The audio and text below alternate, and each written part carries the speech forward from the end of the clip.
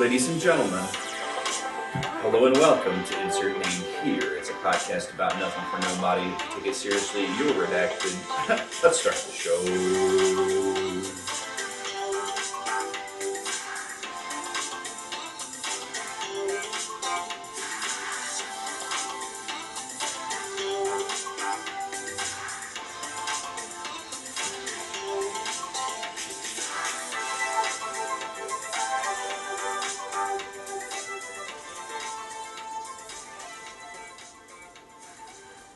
Hey, What's up? hello, and welcome to Insert Name Here. It's a podcast about nothing for nobody. If you take it seriously, you're redacted. I'm your co-host, Doug Bennett. Hello there, Mr. Doug Bennett. Pleasure to be with you. I'm your other co-host, Seth Nacho, and today we're going to be having a wonderful episode that includes some fat, juicy topics. Indeed. Because fat and juicy things happened this week. Probably the biggest one on my mind that we have to get to before anything else. Okay. We've canceled all the months. We're not doing. Oh, okay. We're not doing any of that crap anymore. Are you no talking? more Black History Month. That's what you're No more, referring to. no more Pride Month. No more Asian American Pacific Islander Heritage Month. We are keeping Juneteenth. Okay, we're not getting rid of federal holidays. Are we keeping Groundhog Day? That's not a federal holiday, brother. Gone. Dang. Well, They still did it anyway. 6 more weeks of winter, by the way. no way. It's so hot. Puxatawny Phil says otherwise. But happy Groundhog Day. Now redo the intro so we can be like actual Groundhog Day. So the thing about going places is I don't want to myself. hey, that's the premium content. Oh, don't give it away. Yeah, I got this wrong. I've been getting this very wrong. I've always gestured up here. Doesn't work. Down here. And that's where the description is. Yes, it's down below. Yes. If you remember old YouTube, because we're old heads, we've been on the internet for a while. Old YouTube description, I think, was to the left or something. Do you remember? It's to the right. It's the right or The something? video has always been the left. The left. Yeah, and it was to the right or something. Yeah. I cannot remember exactly, but the layout of that website has changed a lot. It's one of the few services that's improved its UI over time. For sure, yeah. I think, especially in browser, it's the most usable it's been ever. Period. Let's go Google. Yeah. So no more months. And Yeah, no more of those kind of months. You're not saying there's no more February, no more March. You're saying no more months for whatever. Well, BS. we're still working. What about Breast Cancer Awareness Month in October? We don't need that. What about whatever? No, November. That's never been. That's never been something that the general public is conscientious of. Okay. Was it No Shave November? What was? Movember, Yeah. where you grow a mustache, and that one's for nut cancer. Yeah, I for think. testicular cancer. Yeah. But yes, no more of that crap. Thank God. We focus on more important things. Okay, such as Almost anything else. What are the months going to be for now, Doug? What are we going to do with them now? They have to be repurposed. That's how society works, Doug. We have to rebrand it. We have to make a new brand. Our marketing team is coming up with it right now. February, what's supposed to be Black History Month? Instead, it's going to be INH. No, we're not. The months are themed months are needlessly divisive. Okay. And distracting. Okay. Okay. Like Sure. We don't need to do that kind of thing anymore. We are moving past it. If we're going to celebrate anything, we need to be continually celebrating Americans and their success. So as we go into a more equal society, we're going to phase all that out, is what you're saying. Absolutely. We're phasing it out right now. We're already there, is what you're saying. We're already there. It's accompanying a lot of other cool changes. You don't need a Black History Month because we talk about Black history all year. Yeah. That's what you're saying. Well, I mean, You don't need a Pride Month because you can be gay all year. Yeah, there's really no such thing as Black history when you think about it. And that's a controversial way of Now, I want to framing know, it. what do you mean by that? But there's also no such thing as like white history or yellow history. Yeah, so... There's just history. And, Yeah. a lot of it is done by people of any ethnic identity. And Well, that's history. what's more important is that they've done it rather than their ethnic identity. Thank God for peanut butter. Shouts out to George Washington Carver. Okay. Thank God. Thank you, the Tuskegee Airmen, for flying planes, and also for the syphilis research. You know. Well, I just want to say that I can. That's one of the rare exceptions where DEI, I kind of. I'm not gonna call it DEI because it's not DEI necessarily, but I kind of agree with it. Like, if you're a young black kid, right, and you're learning about all these white people that I'm not like you're saying though. I know that it's not. It's just history, right? Yeah. But it can be a little upsetting, you know, to be like, damn, like the people that look like me never do anything, you know? But I feel like we've come to a point now where I don't think black people's accomplishments in this country or in the history books are diminished at all at this point, right? I mean, well, like you said, we're going to more equal society, so. Yeah, if we are going to have this conversation, it's important to point out that, I mean, there is essentially no difference between American culture, broadly speaking, and black culture, broadly speaking. Specifically because, and if you go into the literature on this, if you go talk about the professors who, they discuss that black identity is entirely constructed, for example, which is an awesome recognition because what country are the black people from? Which one specifically? America. It's not a cogent. Well, yeah, It's an identity that developed here. The assembled black identity is largely American, but It's only American. I don't think Africans like the black identity. and that's part of the point I'm getting at. But like, you know, as a political project, blackness is exclusively American.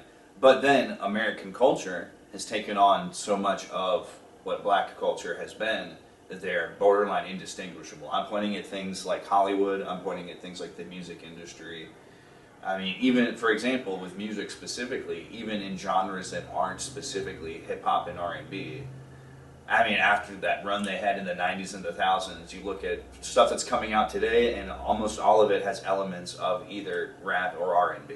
Are you talking about how country music nowadays has like a drum beat, like an artificial drum beat underneath it? Yeah, I mean, that's part Shit of like it. that. But, like, you would certainly also no longer turn your head if a rock song has a rap verse in it. Yeah, like a falling in reverse type deal. Yeah, or like a traditional black choir in... I mean, you could name a Panic at the Disco song at this point, and it probably has a black choir on the chorus, right?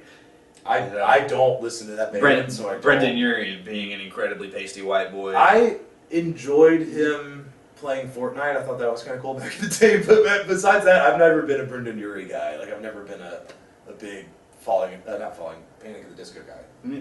But I mean, and then it goes on. Let's talk Hollywood, for example. Like one of the most celebrated fucking. I guess he's a director, right? But Jordan Peele, like he's been one of the most celebrated. Oh, from his successes. Film creator, and that like ignores even his sketch comedy, where most people came to know him in Key and Peele. Dude, I used to love Mad TV. Anybody that remembers Mad TV, put it down in the comments, dude. If you remember, say you remember, because that's old school. That's back when Mad TV was competing with SNL, and Jordan and what was the other guy's name? Key and Peele, like so. Yeah, Keegan-Michael Key and Jordan Peele. They were both on the Mad TV. There used to be some great stuff, and like obviously Bobby Lee was on there too, and all them. Sure.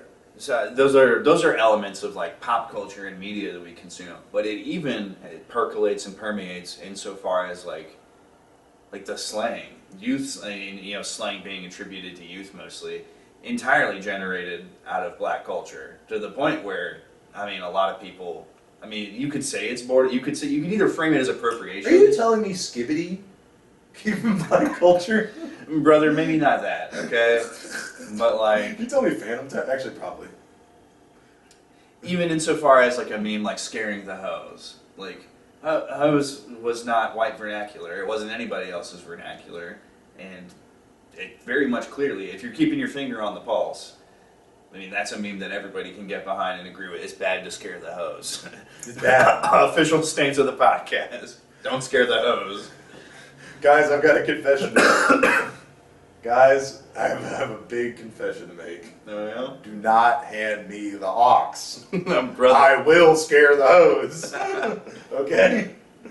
Trust me. I will play the half man, half horse song, and they will be upset. It's me, I'm hose. I wasn't even going there. I was not even going there with it, Doug. And that's what makes the weave so powerful. Yeah, it's such a wonderful thing that we have going on here. It's a beautiful tapestry. Before the should I before the big things that I want to talk about, I do think maybe I should pose you this before we get into that discussion because they're more related. Is this the outsized quandary? This is the largest inquiry you've ever had. Shit. As one of our 47th presidents would say, it is huge. It's a huge. It's very big. Oh, I walked in. I said, "Wow, that's a very big question. I Wow, cannot what a big believe. question." I can't believe everyone around here is noticing how big this question is." But I just want to ask you this because I think it's interesting. I thought of it recently because of like a song I've been listening to, but I know you're familiar with what a yandere is. Yes. And I want to just clarify for the audience who might not know real quick. I mean, because this is honestly one of the best ways to put it is a yandere. A yandere is a character type, an archetype of a girl, usually a girl. it could be a guy too. It's just like a way of loving someone. It's like being very obsessive and loving them a lot, like they're yours. Like being very obsessive, stalking. It can go into violence, especially against if someone has another partner and like the other person's their ex. Yeah, I mean, I would say, at least from my understanding, that like the violence is maybe one of the defining traits about it. Yes. So a crazy bitch that's obsessed with you and will kill for you, basically. But Might even kill you. She loves you so much. Yeah, she won't kill you. She'll kill if you have like another girlfriend, or something. She'll probably hurt you though. She probably would cut you, Be like, that's what you get for running away from me. Anyway, how would you feel? Like, is there a time in your life where you would have thought that was an ideal girlfriend? Because I feel like a younger man kind of thinks that's cool. Yeah, so not for me, man. An honestly. older man, I don't think. At no point ever have I found that level of obsession to be desirable. Yeah. In fact, what is the most desirable is almost a certain sort of aloofness. Like, there needs to be togetherness in order for there to be a relationship, obviously. But if you don't have your own thing going on, that's a problem. So you like it when they're a little more hard to get, I guess. But Well, this place yeah. you're already in a relationship. But Yeah, not even hard to get, per se. It's just like, I have something going on. you're not the sole focus. Yeah, I very much need to not be, and I've always needed to not be the only thing going in someone's life. And But I'm as I've gotten older, completely agree. But like, I can see how some guys would really like that. I think, just in the same way that girls like it. Like, that show You? Isn't there a show called You on Netflix? That's about like a dude that stalks the girl and like tricks her into liking him somewhat or something. But the guy's like good looking or whatever. But and the only thing I knew about that show is someone I was working with at the time it came out kind of looked like the main guy. And so it was funny to dig at him about that. That is funny. Because he's the opposite kind of guy who would do something like that. Yeah, and like what the guy did is terrible or whatever. So like it's funny to joke about it, but like Yeah. But that gives similar energy to me, for like in a girl perspective, like having a guy completely obsessed with you. Some girls I think would probably really like that, and I think some guys would like having a girl obsessed with them. Fucking codependency is real. Yeah, right. But I feel like it's like a youthful thing. I think that's more of like a youthful thing to want that. I mean, if anyone's gonna go for it, it's gonna be some young dumbass. So I'll co-sign that. Like, anyway, I'm not gonna get too far into it, but yeah, like I don't know, that was interesting. I just thought I was thinking about who is this for? Because the song itself, I think, is just catchy and like fun to listen to, but the content, like what's being said, it's like I'm not really, I don't want a girl to cut another girl for me and like hurt someone else, Yeah. That's not good. That's no bueno. No, indeed. Okay, well,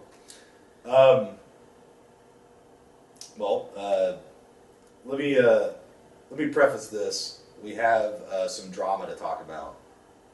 Ooh. Just a little bit. I don't want to go too much into it. You kind of saw the video I was playing earlier. So there, I'm a streamer. What?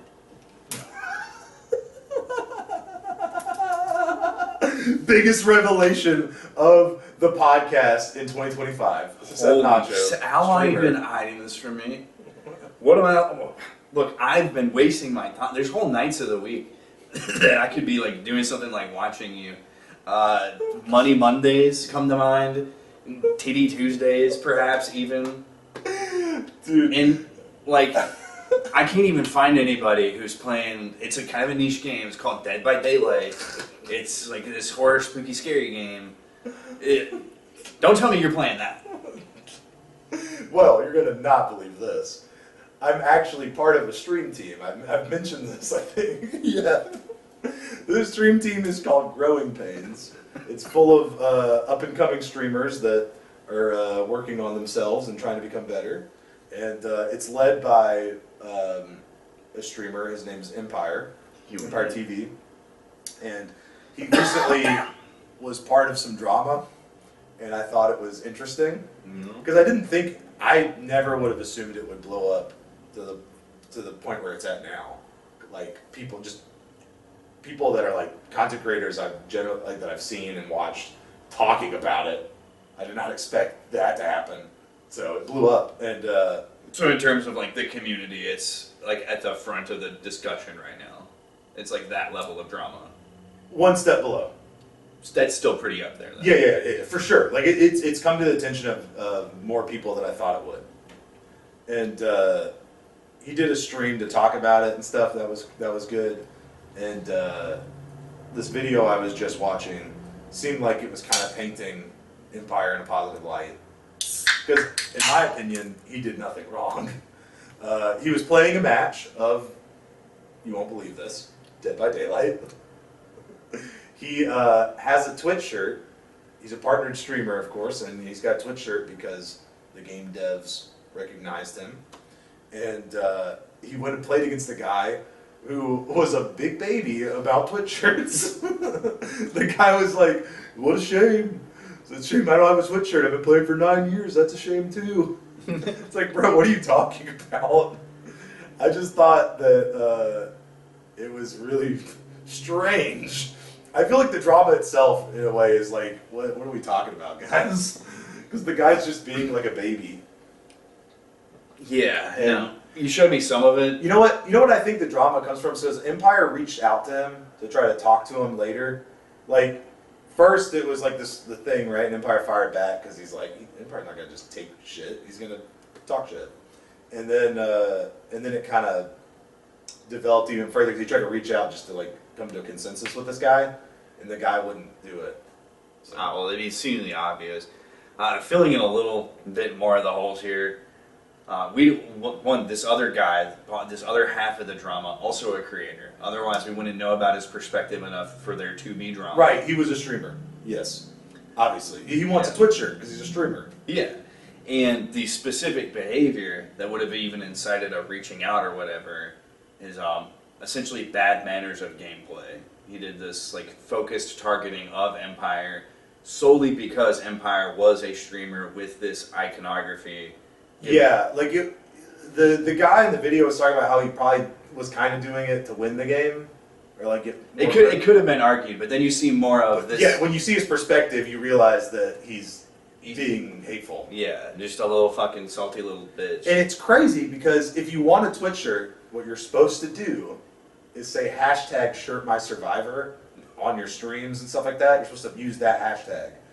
Kind of campaign for it. Like, bro, like you're not even trying. Like, why are you so mad? And then a little bit of context is that you gave me is usually how, in addition to that hashtagging, you're just kind of seen as a positive representative of the game and the community, and that's what gets you the recognition for being shirted.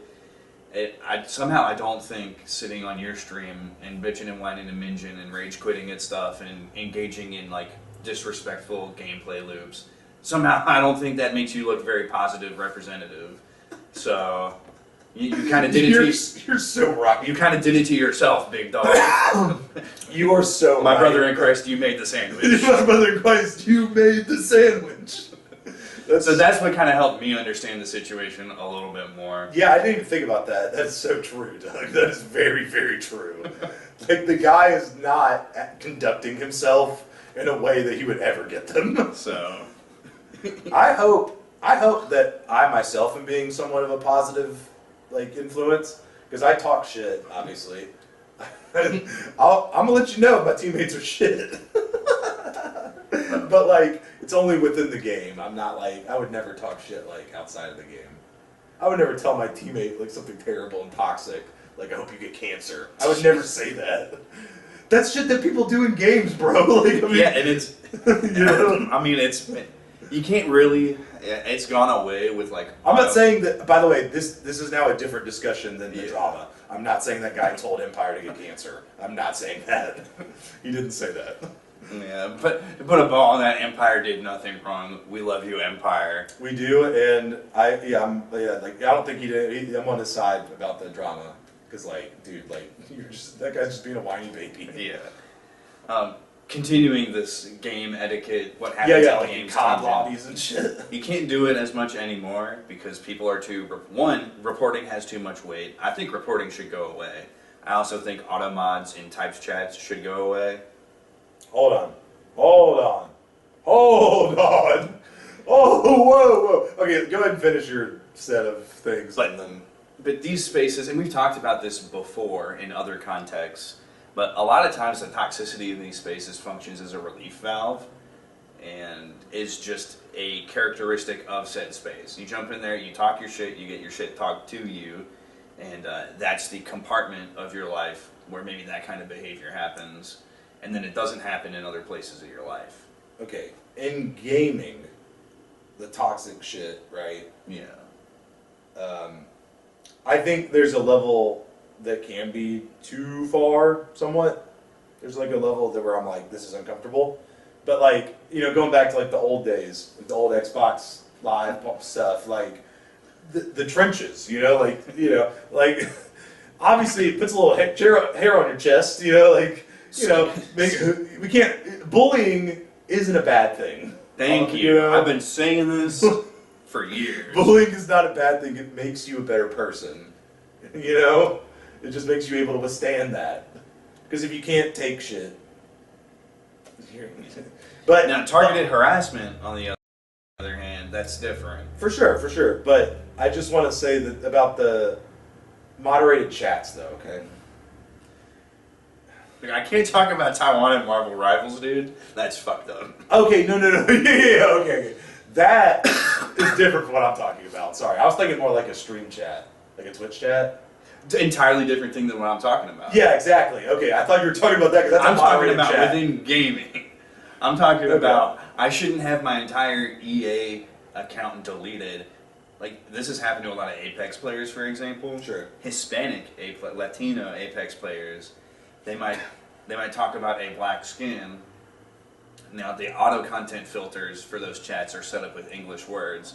So when the word Negro pops up, all of a sudden there goes that Latinos player's entire account, including like maybe all their microtransactions, their ability to access the game, ability to access any EA game because of the way that those systems get set Right, up. because it's a license and you don't actually own the game. So, but that is, that's not cool. No, that kind of Especially on a language barrier like that, that's not cool. that's an extreme example. Yeah, that is. But- But I mean, if you type in the word, I do think you should get banned.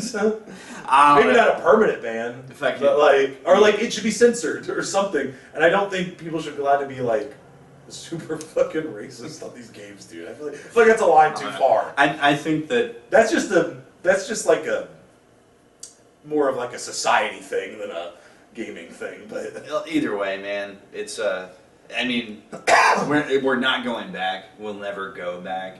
oh, So man, this is more me saying I don't approve of changes like that have occurred. and yeah, censorship is bad, right?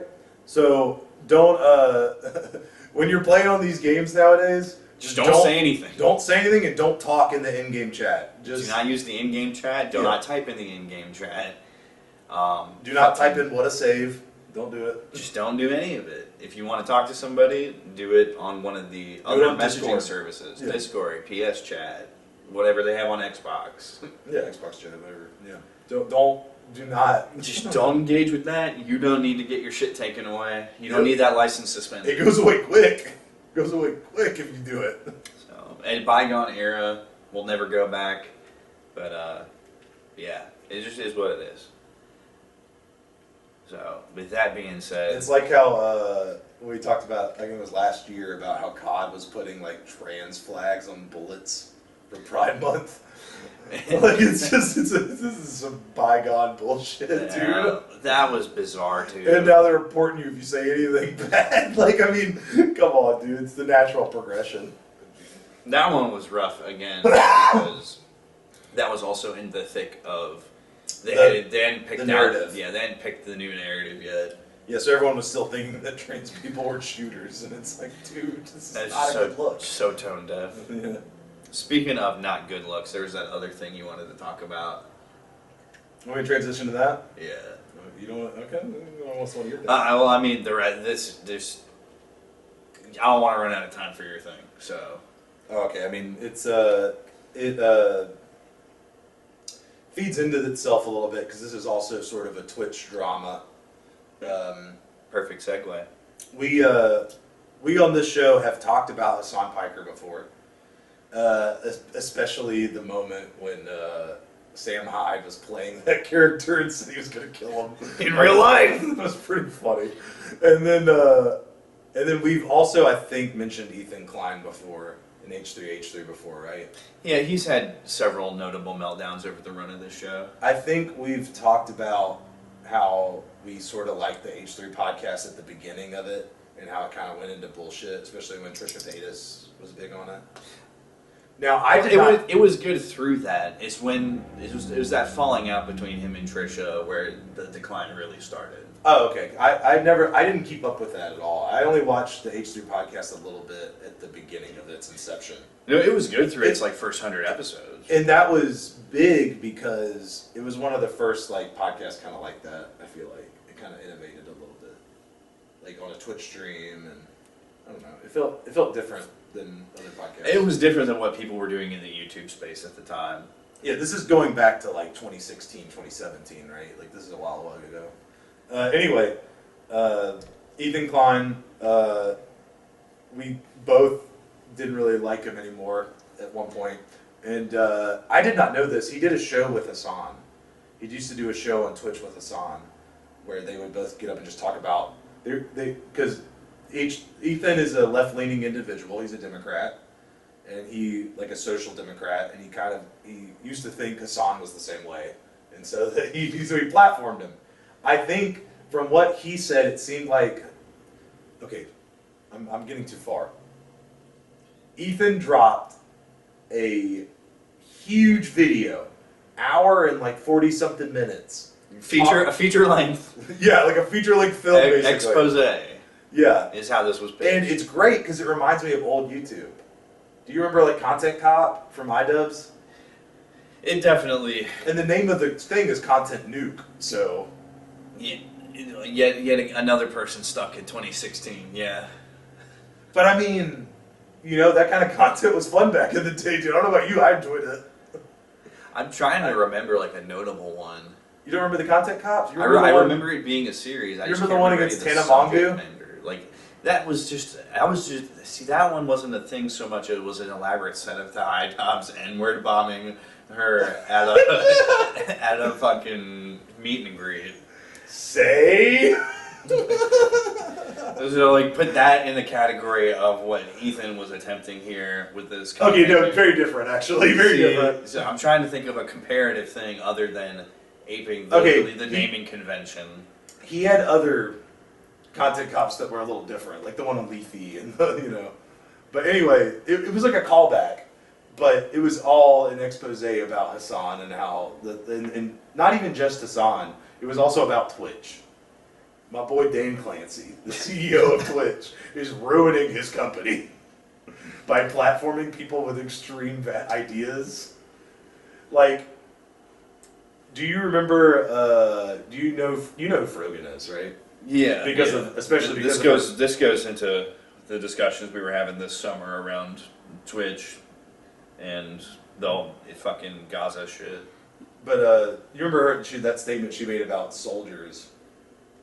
Like she was like happy that she wants them to get PTSD. Yeah. She thinks soldiers are stupid. It was incredibly ignorant. And then the next day she watched the clip back and said, based.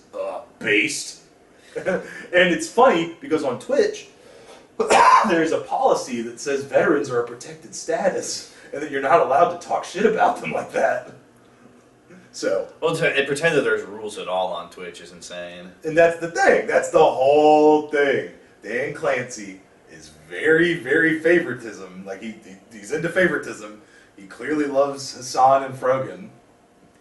He features Frogan on the front page of Twitch all the time, even though she only has like 100 viewers usually, which is a lot of viewers, right? Like that's a lot. But I mean, it's not as much as Hassan is, and certainly, I don't know if that's front page worthy for the entire year. I don't know. Well, if you're doing certain things like Twitch is exactly the kind of company I think when I think DEI, like Sure. Right. So I think they're trying to. it's make it more manufactured inclusive. diversity. Yeah. It's over representation. And then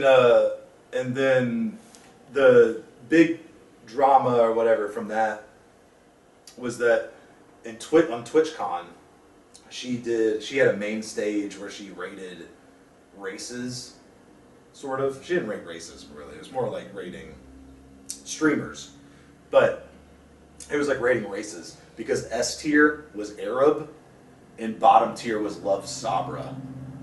And I think we all know what Love Sabra means because, first of all, Sabra, it's a brand of hummus.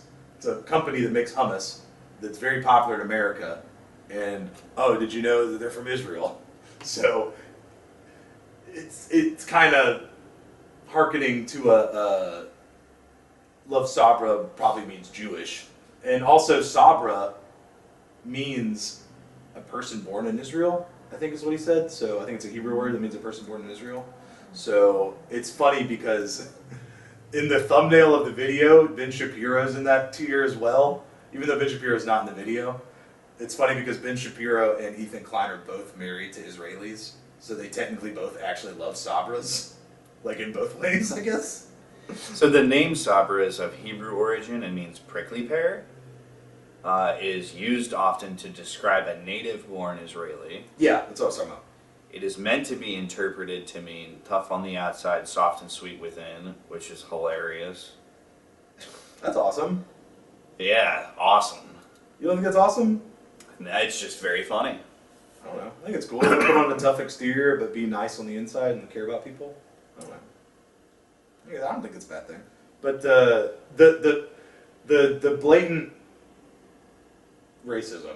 I'm just basically, the one chick was like, "You don't have a Zionist category," and all of this took place on the main stage at TwitchCon for 45 minutes with a panel of people all talking shit about him, and all the meanwhile in the background, all the sponsors are there: Samsung, Chevron, Capcom. This is who's supporting this. So obviously, an adpocalypse was inevitable. Because you're putting advertisers. The whole reason YouTube had an adpocalypse, besides just on some racist videos, it was also on ISIS videos. Like ISIS videos were having ads on them. Brought to you by Pepsi. So, not very cool for them. So, No. yeah, I thought his commentary was interesting because it really was mostly an attack on Hassan. About how he's like an extreme radical leftist. He's basically like InfoWars level, and yet he's platformed on Twitch. He's not on Rumble. Okay, pin here. InfoWars. If you want to call it radical, but InfoWars is a lot of fact-based reporting, and they're ahead of the curve on a lot of stuff. For example, and this is a thing you can point to as being the difference between catching someone's attention and then being truth-based versus being fabricated. There were chemicals in the water turning frogs gay. atrazine. It's a fucking industrial agricultural fertilizer. Causes hermaphroditism and effeminization in male frogs. And we all know that fucking runoff water from farms gets into regular water supplies. If atrazine is turning frogs gay, what the fuck is it doing to our nation's youth? What is it doing to our people? It's a real thing that we have to care about, like water standards. Same thing as mellow yellow. And totally different. That goes into manufacturing, and a lot of those food dyes are fucking actually really bad for you too. But there's a difference between being ahead of the curve and saying things in attention-grabbing ways versus being like ardently on the side of like a violent political agenda. Yeah, so like, frame it this way, how about this? Why is InfoWars deplatformed? I'm not saying they are completely, because he's on Rumble or whatever, right? How is he ostracized, but Hassan is not, if he's doing, I guess, fact-based reporting, but Hassan's not. Yeah, the whole InfoWars. And I'm not saying that, that's a rhetorical question, obviously, I'm not. But it has a real answer. The brigading that went down against InfoWars was entirely based on sort of the narrative, and it was appropriate at the time to ask questions about Sandy Hook. The follow-on of asking the questions and evaluating the whole situation was a bunch of people self-actuated and harassed the shit out of Sandy Hook families, saying that their kids didn't die, this and that. It made the lives of these parent survivors fucking living hell, and people decided that somehow that was Alex Jones's fault, even before the worst of the harassment by these like self-actualized individuals, even before the worst of it, he's like, all right, I was hasty to say some of these things. It's very clear what the narrative actually is. You know, this is my bad. I saw this wrong. I'm sorry. Like, he apologized way before, and he was made an example of, is what I'm trying to say. Yeah, and so speaking of the narrative is that Alex Jones is bad and Hassan is good. That's the narrative, right? That's the whole problem we're having, is that the narrative's fucked up. Well, I don't think any serious person out there is saying that Hassan is good, but... Well, all the people that watch him. All the people that fucking watch him. Not a very serious group of people. Yeah, and it's crazy because he's like hates on him. Like, he hates on his own audience. He's the same guy that said being a streamer is really hard, and then yeah, like he what you were just saying, he platformed the video showed me all shit because I've never really watched Hassan, so I learned a lot about his content. That he promotes a lot of violent crime. I don't political activists. Should I say that? Is that a good way to say that? Pirates, billionaires who starve their people, and I don't know. Anyway, it was wild, and like all the anti-Semitism within Twitch was he laid that out a little bit. Thought that was interesting.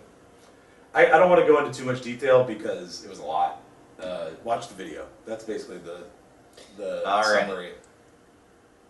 Beautiful stuff. But yeah, guys, fuck Hassan. That shit's wild. Like, how can you do this? That's crazy. On Twitch is crazy. Like, on Kick, maybe. It's funny to contrast that with, like, the only thing I've seen out of Hassan recently is him going to Japan and doing a maid cafe stream with some guy where there's two beefy men in maid outfits. It's funny to contrast what you just said with what he's doing currently. Yeah, and I guess to that point, I will say, like, when he's talking, like, he pretended, right? He kind of put out the narrative that he cared so much for the genocide or whatever of Palestinians, and he would always shut down arguments with that. He would be like, dude, how can you talk about this when there's this going on? And then during it all, he's just hanging out and having fun at Disney. It's like, okay, bud, like, I mean, do you care? Like, what's happening? So, I can't go into everything that happened in that video, but... Right on. It's worth a watch, in my opinion, because it kind of opens your eyes to some things if you care at all about Twitch and you care at all about this, then definitely I recommend watching it. Hell yeah. And if you cared at all about cult activity, there's been some pretty big developments in that space as well. And what kind of cult are we talking about here, Doug? Well, one of them's a sex cult and one of them's a murder cult. So, which, There's two cults. yeah. What does a sex cult involve? I want to know. Yeah, well, this Is sex... the leader sexy? No, not really. It's certainly not the guy that they just grabbed up. Although I could, sexy at the end of the day is about taste. Right. Um, But like, if I was in a sex cult, I feel like I'd want like Brad Pitt or like Leonardo DiCaprio to be the head of it. You know, I'd want a sexy guy. That would certainly help. I mean, you can look. I got this image here of one of their leaders just got arrested. Which So that guy in the center. You can tell me if he's sexy or Where not. is? Oh my God! Yeah, where is this happening at? Kind of all over the globe, but mostly in Guatemala right now. okay, Yeah. From what I'm reading right there, it says a sex trafficking ring for like kids. Yeah, That's not good. No. That's not a sex cult. That's like almost like a fucking. So this is a kind of a globe-trotting sex trafficking ring. It's labeled as a Jewish cult, although once we get into some of these details, I have a hard time squaring that with what one would normally expect to know out of Judaism versus this. But we'll get into some of these details. So this cult's called Lev Tahor. It was founded in Israel by Shlomo Hebrens in 1988. Almost immediately was forced to move to the United States. They spent the 90s in New York. Okay. At which point people kind of catch on to what's going on, some of these abuses that this main leader is perpetrating. They have to flee to Canada, where they spend the next 15 years just accruing membership and whatnot. A large amount of abuses ends up coming out and beginning to get prosecuted by the Canadian legal system, at which point they pulled the classic, oh, the world's gonna hate us, let's move to South America. And they've been bouncing around South America for the past decade, up until some of these arrests. When they got this last guy, or this most recent guy, one of these leaders, Yoel Ater, they also rescued 160 children, mostly child brides. This is focused specifically around forcing alleged religious marriages of 16, 15, 14, 13, some as young as 12-year-old girls into organized religious marriages based on an interpretation of Scripture. Okay. So they have some sort of ideal that they're trying to, kind of like what we talked about last week with Mike Pence. Like, if you have like a cause and you get really behind it because you think it's your religious like duty to do it. Yeah. But at the same time, guys, how can we think that this is okay? Yeah, it's interesting. Like, for example, they interpret the dietary parts of the Scripture so strictly that basically 100% of their food has to be homemade or homegrown. Okay. Are we talking about like, this is a supposedly Jewish cult? Is this Yeah. like, is this supposed to be like kosher? Like what you're talking about, like the kashrut laws? Yeah, so the part of it, yeah, kashrut, they cite that in the Wikipedia. They have a whole fucking long Wikipedia detailing all this. Like being kosher is hard. Like sticking to it is kind of hard unless like everyone agrees to do it. Like it's really hard. Like Yeah. you need special butchers, you need special slaughterhouses, you need special tableware, you know all the stuff, right? But it has become a little bit easier in modern times. Supposedly, if you dishwash something, it can be used for whatever again. It's kosher. I mean, if it gets that nitty gritty, then I can see it being incredibly difficult. Dude, everything's nitty gritty, bro. The law is so nitty gritty. Like, can't flip a light switch and shit. It's a lot. But I can understand the food, but I just don't understand where this ideal of marrying a young woman comes from. I don't think that's in scripture. I mean, it's in the Quran, but I don't think it's in the Torah. Well, and that's why I'm throwing the caveat on there before any of that. It's hard to square it with like even a layman's understanding of Judaism. Yeah, Definitely doesn't include the idea of child brides. Yeah, it doesn't. It really doesn't. Although I don't think they really mention too much age, except for like weird ass ages in the Bible. They talk about like how some dude was 600 years old and shit like that, but they don't really talk about when people got married. They don't like, you know. Yeah. The other than like that food one, which is super noticeable. The other two major departures that kind of defined Lev Tahor are an explicit rejection of Zionism and the manner in which they pray. Okay, the rejection of Zionism makes sense. That's a very ultra orthodox view in the community. But apparently, their prayers take twice as long to perform because they have to pronounce each word loudly, slowly, and with great emphasis. So, Okay. you know, don't know I've what. heard the opposite is good, actually. So I don't. That's Again, that keeps an understanding of this being a radical departure. This is a weird ass fucking. What are these guys doing? Okay, so they're religious cult, but they sex traffic for their religious purposes, I guess. Yeah.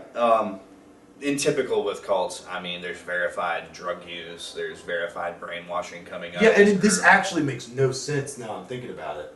Because if you're like so strict Jewish, you would only allow it to be Jewish women. Do they like force them to convert? Well, I mean, But even then, they wouldn't consider them Jews. The ultra orthodox wouldn't do that. for being as globetrotting as they are, I'm pretty sure that they just, as far as targeting their victims, which cults do have to target their victims. Of course, why would they not specifically target Jewish people? It's they're trying to be a Jewish cult. Of course, they would target Jewish people.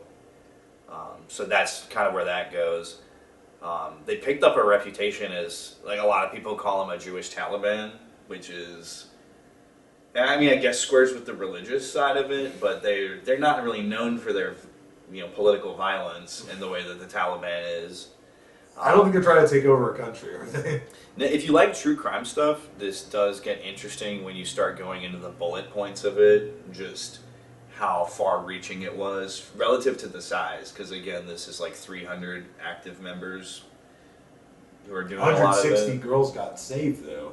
Yeah, we're not really including the victims in the ledger of the cult. No, I know, So, but like, who are all these brides for? Jesus. well, I mean, a lot of these guys were taking multiple brides. So again, another thing that you see with religious extremism are Sure, people who are okay, attempting to be religious. Yeah.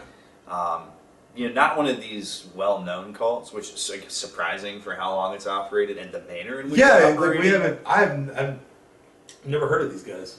But They've the been around the since- first time that I heard about them was when they got one of these leaders just recently. So you never know what's out there. But it's cool to know that people are on the ball with this and they're shutting it down. That is good. I love it when child sex trafficking is stopped. Yeah. Love that a lot. So the less of that in the world, the better. Do you remember that movie that came out? I can't remember the name of it, but there was like a movie about this guy that stopped pedophiles, and like everyone was against the movie coming out. Do you remember that? That was like a year ago or two. Fuck. Maybe it was The Sound of Freedom. Maybe that might be the name That of was it. the. That sounds like it could be the name of it. 'Cause it was one of those like kind of conservative, right wing, like It what was- is a woman type movies. It was- but in the end, it really wasn't. It was just about a dude that went after pedophiles. So fucking based. But so of course the pedophilic elite doesn't want you to see it. Yeah. No, they tried to frame it as like MAGA coded and Q coded. Yeah, they try to code it as far Which- as right wing Which, extremists. oh no, the far right cares about child safety and the end of sex trafficking. Kind of. Ooh. What point are you improving? Are you trying to make them look good? I think in a regular human's mind, I think everyone can agree that abusing children is bad. Yeah, you would think If, that. if you don't think that, check yourself into a mental hospital tomorrow, today. Go for it. It depends on which hospital. Some of the. Yeah, that's a whole other different point. Let's Yeah. stay on cults. Yeah, because there's a what was the other one? A murder cult. Yeah. What does that mean? Now, this ties directly into the two recent shootings we've talked about because it's associated with 764. Oh, okay. Can I just be real quick though? Just real quick. I just want to say my idea of a cult. When I think of a cult, I think his name was Jerry Jones or something. The guy that did the Kool-Aid. Yeah. What was his name? I know, there was Jonestown. Jonestown. Jonestown is where the Kool-Aid drinking went Oh, down. that's probably not his name then. It might have been Jonestown after him. I'm fuzzy on those details. But you know what I'm talking about. Like that's kind of my idea of a cult, is a dude that makes everyone think that he's like the religious leader, kind of almost like a god or like a prophet, and then does some bullshit like kill everybody or whatever. Right? That's kind of what I think of as like a cult. Yeah, Or that's like he has sex with all the female members and shit and like whatever. But this is a little more. This is like organized crime that led to war. Was almost like a mafia for sex trafficking, right? That doesn't feel. Well- That feels less like a cult, more well, like given that it criminal would involve Jewish people, it's going to be a mob and not a mafia. Mafia's Italians. right. Well, you get the It's important. It's an important distinction. guys. Please, you have to understand that's Like- culturally you're culturally appropriating my culture. All I'm saying is I'm not going to call the triads a mafia. That's just- What? you know about like all right. So every ethnic group has an organized crime. The Japanese have yakuza. The Chinese have triads. Oh, what they call it? Yeah. The Italians have the mafia. Whatever you call your. What's the Jewish- Russians call? Jewish people had the mob. And Do Russians have the mob too, though? And fucking That's the same word? both the Irish and the Russians are just like, yeah, we'll call it the mob. Like, you know, eventually some groups copied the homework off of other people, but when you get into guys like Meyer Lansky and the history of the mob and this company versus the history of the mafia and La Cosa Nostra, like you're talking about two distinct, different groups of people with different projects and objectives. Like Okay. it's. But anyway, That's a whole other episode. Anyway, we can do an I- organized crime episode. We can do an organized Yeah, crime episode. Anyway, I was just saying that's kind of my thoughts on like a cult. So like what you just said is like crazy. And then go ahead. So what's this murder cult? Yeah, What and is so this? the Zizian death cult ties directly in. Zizian? Yeah, it's the leader. Her name was Ziz, hence this being the Zizian death cult. Okay. But it ties into the two school shootings that we had recently. Right. Those two shooters were adjacent to 764, which Which- is an accelerationist and like sort of just an accelerationist. Right. So you said that last Group. time. What is Excel? Is Is it it- because they want to destroy stuff and they just tear it all down? Yeah, like getting to the end of history as fast as possible. Okay. Now You 764. can't make the heat death of the universe happen any faster than it's happening. 764 gets labeled as like a pedophile thing, but like, and there is a lot. Because there are kids. There's a lot of nude sharing in 764. So how much of it is explicitly pedophilic, and how much of it is just kids being edgy with their bodies? Well, The lines get blurred there. There are adults that benefit off of there being child sex abuse material in I these mean, groups. the guy that did that shooting that we talked about last week was 17. So I mean, Yeah, and there's so- definitely kids in this group. And fucking Sam Rupno, who did the Wisconsin shooting, she was I think 15, maybe 16. Yeah. So, you know, it's kind of the same line as, and this is a completely different tangent, but there's like a creator getting canceled right now on X for like doing chat RP with a 17-year-old in Discord, and it's like the blurry line of like, dog, what you're doing is textbook illegal. You should know better than to do it, especially if you knew this individual is 17. But it's of a completely different moral flavor than a 30-year-old doing that with a 15-year-old. You know what I'm saying? How old was the streamer or whatever, the content creator? 20. Okay. It's like people of the same age cohort essentially. Yeah, same generation.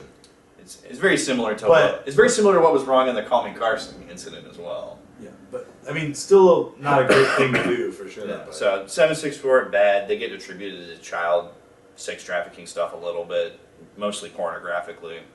But like how much of it, blurred lines there. It's bad is the point. They're accelerationist and bad. Now 764 heavily associated with the Zizian death call. It's hard to get into too much detail with the time that we have left. You're fine. We can go. I recommend, and a lot of this is drawn from the article Ayala did on X. That's AELLA. You search her up, she'll have an article out about this. But it revolves around the main cult figure, Ziz, and this guy, Curtis Lynn. He's just an old man, the kindly old man out there in Vallejo, California with the ranch. And he's trying to be helpful to these people who seem down and out. It's like, you know what? Wow, I got a lot of space out here. I'm trying to figure out my, what's the Sam with the big bushy mustache? What? He always does cowboy stuff. He's like the voice of Silverado commercials. I'm trying to do my best impression of him right now. I know who you're talking about. I can picture this guy with the big white mustache and the cowboy hat. Yeah, so they, why don't you guys come on out here? down to my ranch. I got a lot of space. He's a real man's man, a real cowboy. You're real down and out. You know he smokes Marlboro Reds. Aren't you buckaroos? I'll help you out. Yeah, how about you? I got all this land. How about you come hang out with my horses at the ranch? And it's not like a total for free thing, but It like kind of just makes me think of Charles Manson. I mean, Like how they like took. Well, I don't know. Much more benign than that, because this guy is setting up an affordable housing community for like artists, woodworkers, electricians. This guy sounds like an upstanding guy. Yeah, it's a great project. Eventually, though, when you set up something like this, and it can go one of two ways. Kind of a commune almost, though, with the way it got set up, probably. Yeah, well, it can. It slid into being a commune as tenants stopped paying rent, and it acquired a reputation. This general grouping of people acquired the reputation of being called the cult by like local neighbors. I can totally see that. Yeah, Just a notable. bunch of people live together and they're weird together. Yeah, Probably so have the rules of what they do. notably, like the figureheads would be Ziz, aka Zizzy and Death Cult, Emma Borrain, Somni, which is just another Ziz type name. This is only notable. Well, all these names get changed around a lot because people like transition and detransition. They have a lot going on up here. Their ideology is not at all cogent. Yeah, so we don't even know what they're about. Why is it a death cult? Yeah, so What do they do? they play into sort of accelerationist ideology here. This devolves over time. So let's put some timelines on this. So leading up to 2019, the cult coalesces and comes together around the Lind Ranch. Starting in 2019, things begin to fall apart with in-group sort of discretion about, they're developing an ideology, they're trying to come up with something, and they come to a head on that. All accuse each other of transphobia, which doesn't make sense because everybody involved is trans. Huh? And they begin fucking engaging in protest actions, which results in multiple of their arrests, only further extrematizing them. By 2021, Ziz is advocating for like just straight up murdering random people, mostly her detractors on like blog comments or whatever, but also seeking like, political assassinations and things like that, and claiming that people who are antagonizing her are seeking suicide by Ziz, echoing sort of the idea of doing like suicide by cop or something like that. It's at this point that the ideology comes more into focus, claiming that people have two hemispheres and are either non-good, single good, or double good, which is the rarest kind of good to be. And it just so happens that Ziz herself is double good. So really, What does that even mean? I'm double good. really ramping up the cult angle to this. Like, hey, here's this idea that I came up with. By the way, I'm the best version of this. My idea. Of course, right? That's literally, yeah. Why would you not make yourself the best one? But I have to ask you, Doug. What do you think is double good? What do you think would be a double good? What the fuck does that even mean? I mean, it mostly taking what we know here. Does it mean you're a Sabra? of having Strictly on the outside? that's single sweet on good. the That's inside? single good if I've ever heard it. That's a single good? To have the capacity at all of being prickly, At least they're not no good. but Well, Ziz doesn't seem like... Ziz seems prickly all the way through. Suicide by Ziz? That's not double good. yeah. That's but double bad. to answer your question, taking the two hemisphere ideology into account, double good. Well, two hemisphere, that seems almost like... Well, there's three options. I was like, two hemispheres. There should be a third one. Anyway, There's two hemispheres on a globe, depending on which way you divide it. Yeah, but there's only two hemispheres. There's not a third option. No, we're just gonna move past that entirely. Yeah, their weird ideology. Yeah. Other key points here being that like it's never valid to surrender, and you must ruthlessly enforce altruism toward all living creatures. But that's a good one, sort of.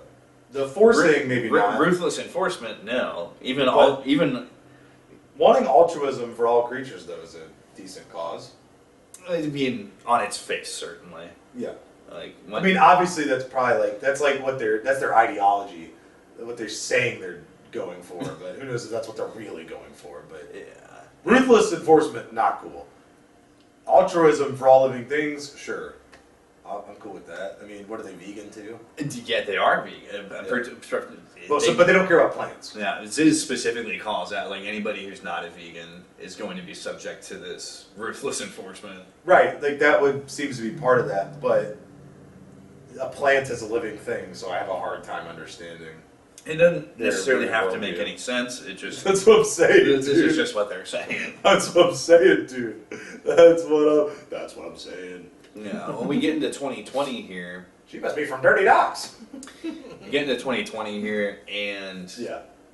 there's 2022 rather, excuse me. Okay. We entered this loop of all of these individuals threatening each other in some way. Like, I'm gonna kill you if you don't kill your girlfriend, being an example. Multiple people fake their deaths. Like Ziz organizes a boating accident. Okay. To fake her own death. For what? The Coast Guard goes and searches for her, can't find a body, so an obituary is put out on this individual. They're all just trying to avoid legal action, right? Okay. So no more social security number for Ziz. I mean, I guess I don't know. When they re-find you, does it get reinstated? I don't know. I don't know. Oh, I don't know the legality behind that. Yeah. Again, a lot of these details are pretty interesting. We'll do more to discuss. Maybe I put together a better, fuller length treatment on this. We kind of ran out of time here, but I feel like you covered a good bit though. yeah, most notably and relevant, the fact that this even came to light as much as it has is a member of the Ziz death cult was recently arrested at the Vermont-Canada border, where she killed a border patrol agent trying to stop her from essentially leaving the country or whatever. And, you know, with immigration being hot right now on all sides, that was like, oh, this is crazy. And a lot of people were like, ha ha ha, that's a trans, of course, wow. And then a lot of people were like, actually, this goes a little deeper. This ties into a couple of recent events, and it ties into a bigger, like, years-long Ties into a death conspiracy cult. of the Zizian death cult. So, Yeah, they probably killed the person because they thought it was cool to do that, yeah. which is not cool. Fucking a lot of far out shit. I can't endorse getting into this for yourself enough. And interesting, the ranch is in California, but the Zizian death cult member was at the Vermont-Canada border, so. Yeah, well, I mean, when you have such it, like I said, the details kind of clear up Well, some of this. Yeah, and then the 746 thing is all over the internet, so it's not, it wouldn't be limited to one place, so. You could be a member of the cult maybe and not actually live at the commune, maybe. Well, and I mean, the ideology obviously percolates out as well. Yeah, and these like on this online stuff, like the acceleration stuff. Yeah, not the best, clearest treatment of this topic, but enough to get you started, which is what we do here, folks. Which is what I tried to do earlier with that about that video essay. Just watch it if you want, because it is quite insane. Man, there's an entire show of we're not doing the work for you. I feel like we did some work for them. I think we did a little. Well, I mean, the most important stuff with things like this is generating interest. So if we didn't do that much, I don't know what to tell you.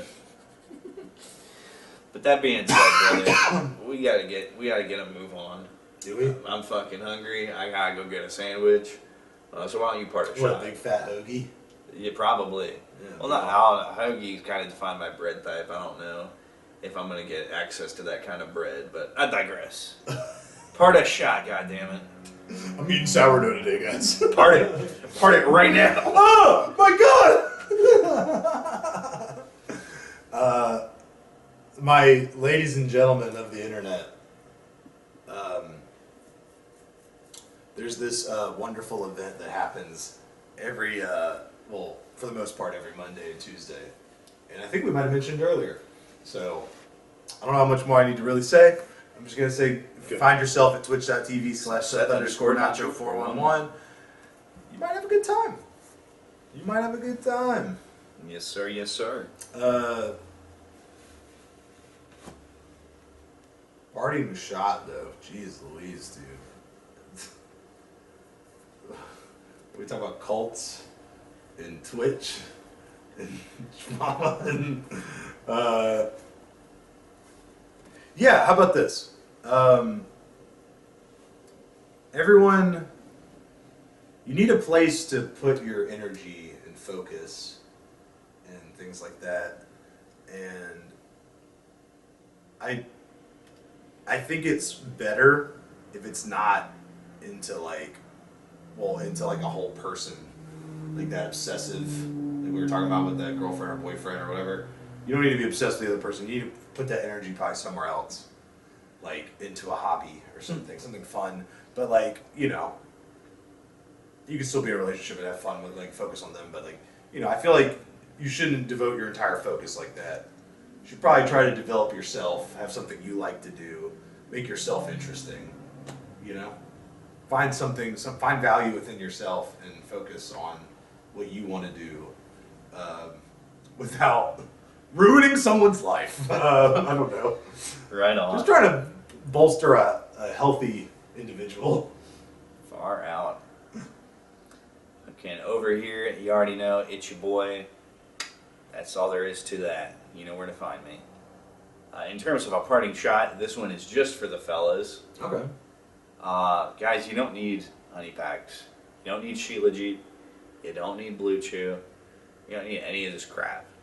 If you're of a certain age and your dick don't work when it should, you need to lose weight. Hit the cardio, hit the gym, and fun fact, losing weight makes your dick look bigger. It's a perspective thing, but it's not often talked about in the benefits of weight loss. It's a wild parting shot. You know, if you can, give that anaconda some room to shine, and you'll be surprised with what you're actually working with. So, yeah, if your dick don't work, the solution isn't pills. It's getting healthy. That's the parting shot. That goes into like the fact that isn't there like 3 inches of your dick like inside of you? So I mean, the dick doesn't really start button the dick really starts back near the anus, but people aren't ready to talk about that. so if you lose weight, you lose some of that fupa, you get some dick back. Yeah, and you have the better blood flow going. You're able to extend further. It's a whole suite of benefits. Get healthy. You know what? Even if you were a chick and you listen to this applies to you too. If you've got a problem going on with your body, it's probably not a pill that'll help. Get healthy first. You know, get your shit right, and then if you need medical intervention, that's when you would do that. But you know what you're not going to intervene on, what we're not going to intervene on, never ever ever, is what you got to always do, which is carry water, chop wood, and most importantly, Xiaohongshu.